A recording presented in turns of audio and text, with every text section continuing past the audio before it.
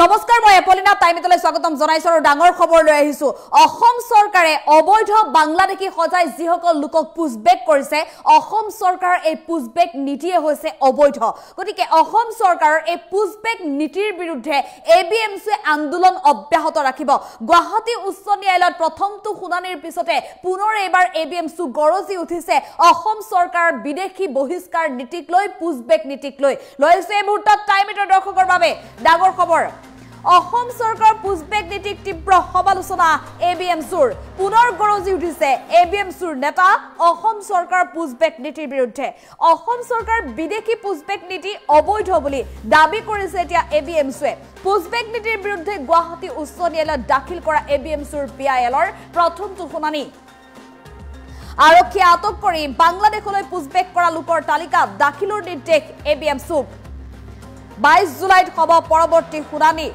শুনানিলৈ এতিয়া অপেক্ষা কৰিছে এবিএমচিয়ে সংখ্যালঘু প্ৰতিটো সংগঠনে পুছবেক নীতিৰ বিৰুদ্ধে এবিএমচিৰ আন্দোলন চলি থাকিব বুলি চৰকাৰলৈ হুংকাৰ দিছে এতিয়া এবিএমচিৰ নেতাই এই মন্তব্য কৰিছে এবিএমচিৰ নেতা টাইছন হুছেইনে আমি পুনৰ জনাইছো ডাঙৰ খবৰ ৰাজ্য চৰকাৰৰ অবৈধ বাংলাদেশী বিতৰণ প্ৰক্ৰিয়া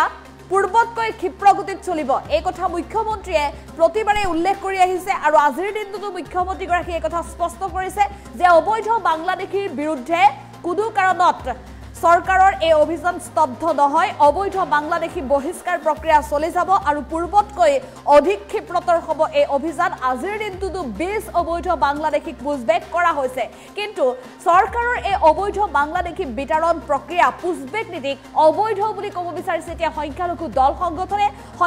দল সংগঠনে অসম চৰকাৰৰ এই পুছবেক নীতি অবৈধ বুলি দাবী কৰি ৰাজপথলৈ ওলাই আহি তীব্ৰ প্ৰতিবাদ সাব্যস্ত কৰাৰ সমান্তৰালভাৱে আইনৰ দ্বাৰস্থ হৈছে আইনৰ ওপৰত তেওঁলোকৰ আস্থা আছে বুলি কৈছে ভৰসা আছে বুলি কৈছে গতিকে এই যুদ্ধত আইনী যুদ্ধত সংখ্যালঘু সংগঠনে জিকিব বুলি তেওঁলোকে দাবী কৰিছে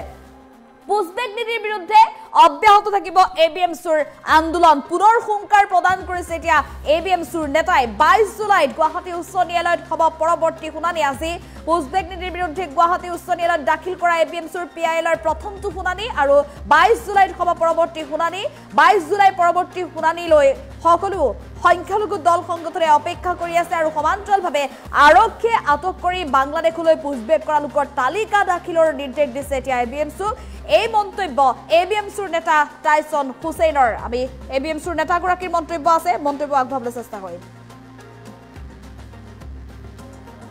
আমি এবিএমচিয়ে বাৰম্বাৰ কৈ আহিছো যে অসমত বিদেশী ন্যায়াধিকৰণৰ ত্ৰুটিপূৰ্ণ ব্যৱস্থা আৰু অসম আৰক্ষীৰ সীমান্ত শাখাৰ 22 নীতিৰ জৰিয়তে চৰকাৰে প্ৰকৃত ভাৰতীয় নাগৰিকক বিদেশী বা ৰাষ্ট্ৰহীন নাগৰিক কৰাৰ এটা ষড়যন্ত্ৰ চলাই আহিছে আৰু তাৰ দ্বাৰা অসমত লাখ লাখ প্ৰকৃত ভাৰতীয় নাগৰিক ইতিমধ্যে বিভিন্ন অন্যায় অত্যাচাৰ আৰু হাৰাশাস্তিৰ বলি হৈ আহিব লগা হৈছে যোৱা মে মাহৰ শেষৰটো সপ্তাহত আমি দেখিবলৈ পাইছিলো অসম আৰক্ষীয়ে অসমৰ বিভিন্ন জিলাৰ পৰা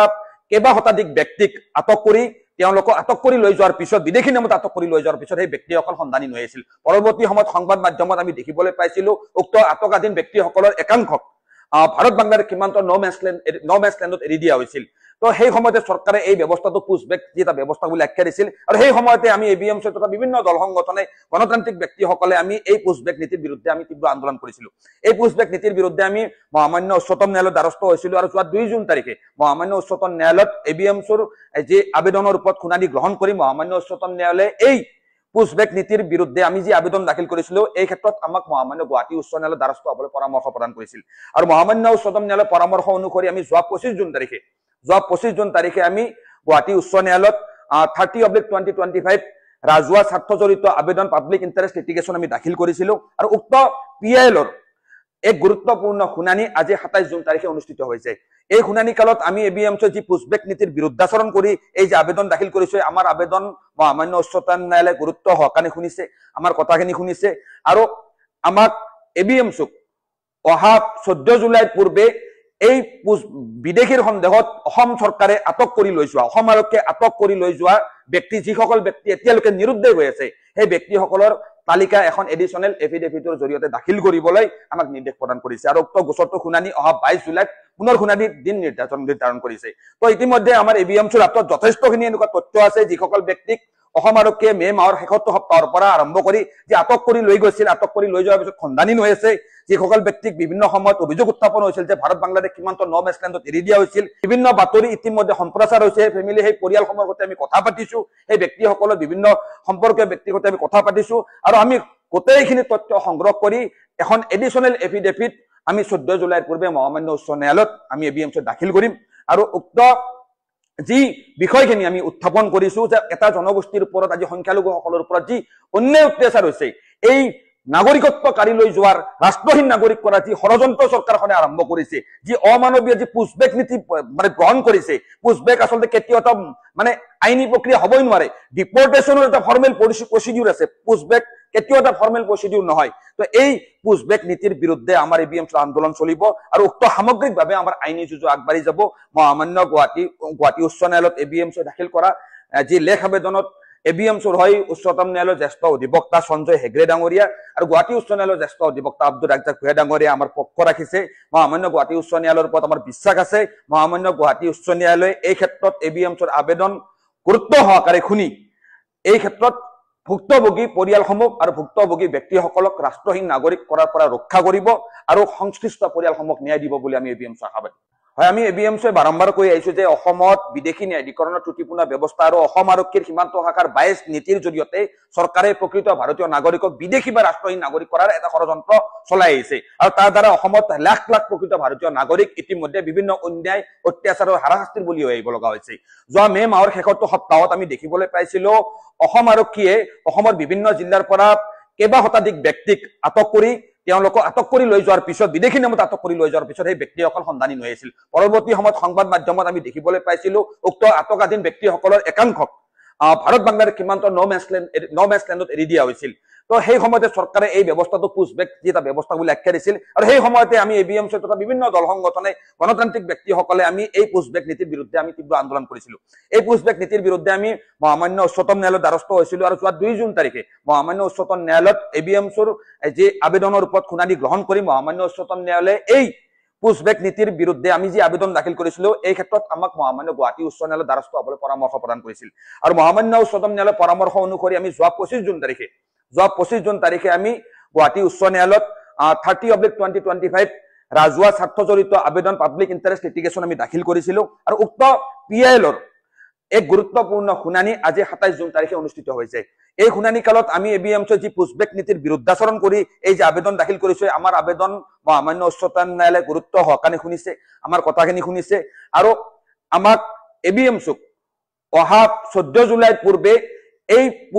বিদেশীৰ সন্দেহত অসম চৰকাৰে আটক কৰি লৈ যোৱা, অসম আৰক্ষীয়ে আটক কৰি লৈ যোৱা ব্যক্তি যিসকল ব্যক্তি এতিয়ালৈকে নিৰুদ্দেশ হৈ আছে সেই ব্যক্তিসকলৰ তালিকা এখন এডিশ্যনেল এফিডেভিটৰ জৰিয়তে দাখিল কৰিবলৈ আমাক নিৰ্দেশ প্ৰদান কৰিছে, আৰু উক্ত গোচৰটো শুনানি অহা 22 জুলাইত পুনৰ শুনানিৰ দিন নিৰ্ধাৰণ কৰিছে। তো ইতিমধ্যে আমাৰ ABMCৰ হাতত যথেষ্টখিনি এনেকুৱা তথ্য আছে যিসকল ব্যক্তিক অসম আৰক্ষীয়ে মে' মাহৰ শেষৰটো সপ্তাহৰ পৰা আৰম্ভ কৰি যে আটক কৰি লৈ গৈছিল, আটক কৰি লৈ যোৱাৰ পিছত সন্ধানী হৈ আছে, যিসকল ব্যক্তিক বিভিন্ন সময়ত অভিযোগ উত্থাপন হৈছিল যে ভাৰত বাংলাদেশ সীমান্ত নম এছলেণ্ডত এৰি দিয়া হৈছিল, বিভিন্ন বাতৰি ইতিমধ্যে সম্প্ৰচাৰ হৈছে। ফেমিলি সেই পৰিয়ালসমূহৰ সৈতে আমি কথা পাতিছো, সেই ব্যক্তিসকলৰ বিভিন্ন সম্পৰ্কীয় ব্যক্তিৰ সৈতে আমি কথা পাতিছো, আৰু আমি গোটেইখিনি তথ্য সংগ্ৰহ কৰি এখন এডিশ্যনেল এফিডেভিট আমি 14 জুলাইৰ পূৰ্বে মহামান্য উচ্চ ন্যায়ালয়ত আমি ABMC দাখিল কৰিম। আৰু উক্ত যি বিষয়খিনি আমি উত্থাপন কৰিছো যে এটা জনগোষ্ঠীৰ ওপৰত আজি সংখ্যালঘুসকলৰ ওপৰত যি অন্যায় অত্যাচাৰ হৈছে, এই নাগৰিকত্বকাৰী লৈ যোৱাৰ ৰাষ্ট্ৰহীন নাগৰিক কৰা যি ষড়যন্ত্ৰ চৰকাৰখনে আৰম্ভ কৰিছে, যি অমানৱীয় যি পুছবেক নীতি মানে গ্ৰহণ কৰিছে, পুছবেক আচলতে কেতিয়াও এটা মানে আইনী প্ৰক্ৰিয়া হ'বই নোৱাৰে, ডিপৰ্টেশ্যনৰ এটা ফৰ্মেল প্ৰচিডিউৰ আছে, পুছবেক কেতিয়াও এটা ফৰ্মেল প্ৰচিডিউৰ নহয়। তো এই পুছবেক নীতিৰ বিৰুদ্ধে আমাৰ ABMC আন্দোলন চলিব, আৰু উক্ত সামগ্ৰিকভাৱে আমাৰ আইনী যুঁজ আগবাঢ়ি যাব। মহামান্য গুৱাহাটী উচ্চ ন্যায়ালয়ত ABMC দাখিল কৰা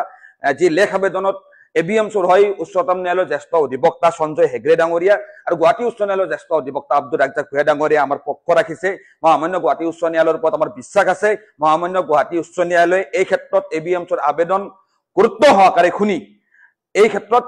ভুক্তভোগী পৰিয়ালসমূহ আৰু ভুক্তভোগী ব্যক্তিসকলক ৰাষ্ট্ৰহীন নাগৰিক কৰাৰ পৰা ৰক্ষা কৰিব আৰু সংশ্লিষ্ট পৰিয়ালসমূহক ন্যায় দিব বুলি আমি